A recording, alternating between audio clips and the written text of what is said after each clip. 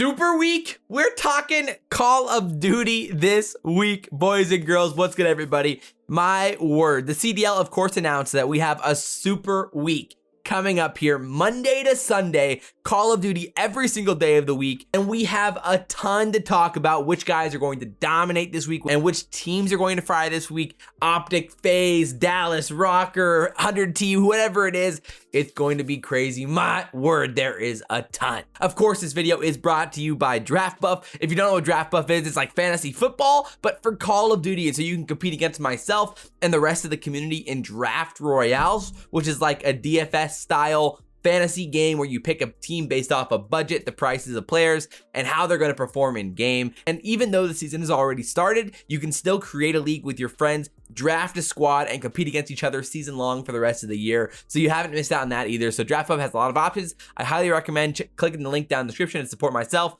support the community. And so I would really appreciate if you go check it out. But we have a lot to talk about, so let's get right into it. Let's go. So there are some crazy matchups this week, and with the super week now in effect, we've got to talk about the first few days and then the last few days, and then hopefully some themes throughout that can help you navigate when you're building your lineups or putting your teams together for DFS or whatever it is, and how that could potentially play out. There are some guys that are definitely massive values this week, and some guys that are gonna just straight up dominate regardless of price. So let's start with the first 3 days and talk about these specifically, because right now on Draftbuff, at least, that they're still kind of split into week 2 and week 3, because considering that the week 2 matches are happening on Monday through Thursday, and then the week 3 matches start and the last match on Thursday and then finish on Sunday. So there is a lot to sift through there, and there's some really interesting matchups. So the prices are currently up on Draftbuff for the players for the first few days. There's a chance that they change because of the new format, or they might just mix week 3 and week 4 together for the same prices, but it really shouldn't matter too much either way for this video. So before we get specifically into the players themselves and how they're going to perform in the teams as well, we've got to talk about some of the overarching strategy when trying to build your teams and beat the rest of the competition. Of course, like in our draft royale, the community draft royale, there's already like 1,000 people in it, which is so sick. So you've got to, pick a team that's going to try to finish in that top echelon of players in that group. So you've got to have a high upside team, the team that maximizes the budget and pushes the scoring limits. And then the other thing to consider, because there is a large group of people, is the ownership percentage. So if you're in a group of 1,000 people, you've got to have the guys that are the best diamonds in the rough, the guys that outperform, that surprise the most. So you do have to take like a shot or two in your lineup to make sure you excel past the average of everybody else. Like last week, that would have been a guy like Clayster, Diamond Con, Kenny, Cammy, Methods. Those types of guys were such valuable assets to a team last week and gave so many guys an upper hand in those leagues. So you're trying to find those guys this week in the matchups. And there's so much that we learned last week that'll help us this week in breaking these things down. So the prices of the players are based off of kind of the overarching season performance. So like that's why this week there's some crazy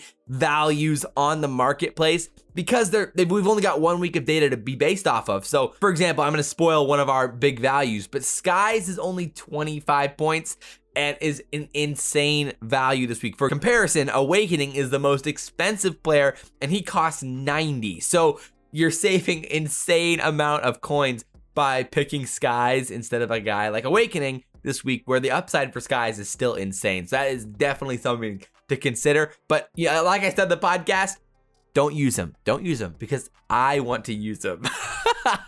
So, he's obviously going to be good one. We'll talk more about him in a second. But let's start with the schedules of teams, because that's obviously what matters the most and what that can play out. So in the first 3 days, some teams have some very nice schedules. Dallas has a very nice schedule because they only play 1 match in the first 3 days. So for example, if they 3-0 London, and Shotzzy goes 12-2 in S&D, that's a lot of points that he gets because of just 1 map, and it doesn't get averaged out with other games because they only played 1 match and it's a 3-0. So you're trying to find those outliers and crazy weird situations, and that's a really good one. Rokkr have a very good schedule as well. They play Seattle and New York, so very winnable games for the Rokkr. So they are definitely interesting considerations. Similarly, LA Thieves, they only play Seattle in the first 3 days. So that's another like Dallas situation where if LA Thieves plays very well, that could be a really huge value early on for them. And then the Mutineers have a great schedule as well. They play LAG and Paris. Pairing that with Skyz being a value or only being 25 points. Yeesh, man. Skyz is the biggest shoe-in of all time this week. So I hope I hope not everybody has him because I'd love to have the advantage, but everyone might just have him in their lineups because he's just such a good value. Then as for bad schedules, the one team we've got to highlight is the Toronto Ultra.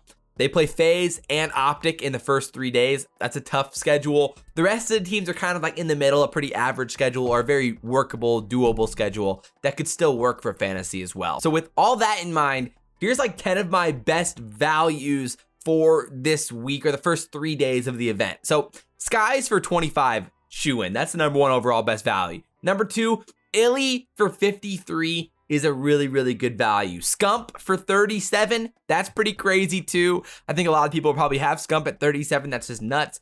Shotzzy for 65 feels really good considering their schedule playing London. Mac is only 20. I was gonna mention him as well. That's insane. So if for whatever reason you don't really want Skyz, Mac for 20 is just about as insane of a value. They don't have as great of a schedule, but of course, because he's only 20 coins, that's such a steal, and you could basically stack your lineup with every other good player there is that you wanted, and a really good team as well, and be in a really good spot. Attach for 47 is a pretty solid value as well, considering they play Seattle and New York, and based off of his role last week with how he played that kind of that Slayer role in hardpoints, even though they played some tough competition, he looked really good, obviously, and I think that he could really go off in these types of matches as well. So I really like Attach a lot this week. Envoy for 54 still feels like a really dang good value. Because OpTic's playing Toronto and LAG, the Toronto match could be a little bit difficult. We saw how good Toronto looked last week, but I mean, OpTic against LAG as well, you'd have to assume that overall, averaging those two out, they'll be in a pretty good spot, and I'm sure Envoy will have a big part of that. So Envoy feels like a really good deal at 54. And then Slack, the Mutineers, again, their schedule is crazy good. He's only 36, so you could stack Skyz and Slack and then like make an insane lineup, like a mix of like Dallas and OpTic or FaZe, and try your luck there, or something like that would be a really cool roster.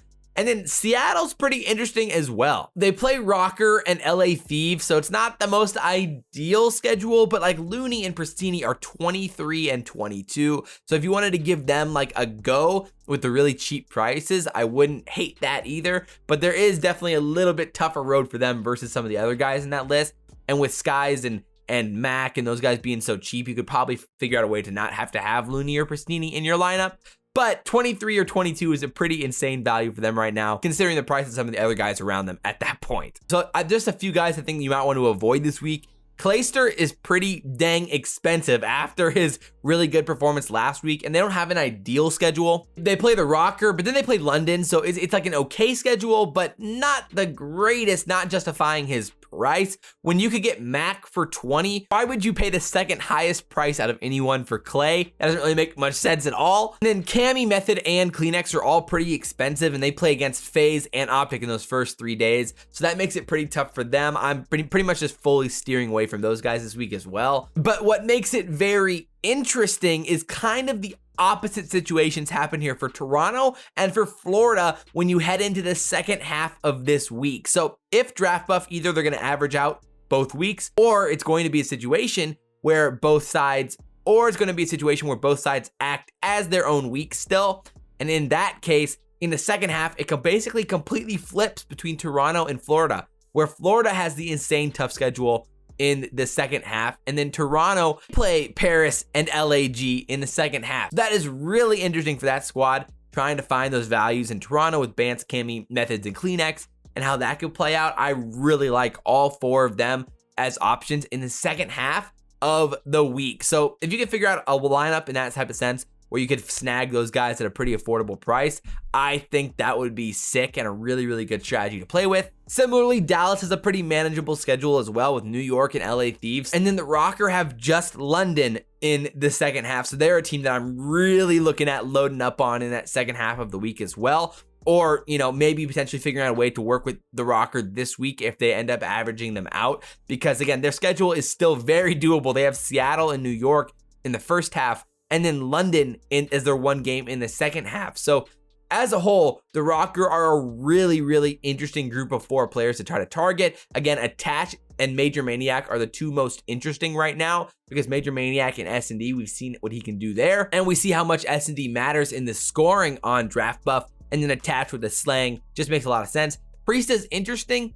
The price is pretty decent for Priesta, but like right now we haven't seen the upside in the slang category yet for him, which is a shame. And accuracy is probably a little bit undervalued as well too. So they're all very interesting options as a whole this week.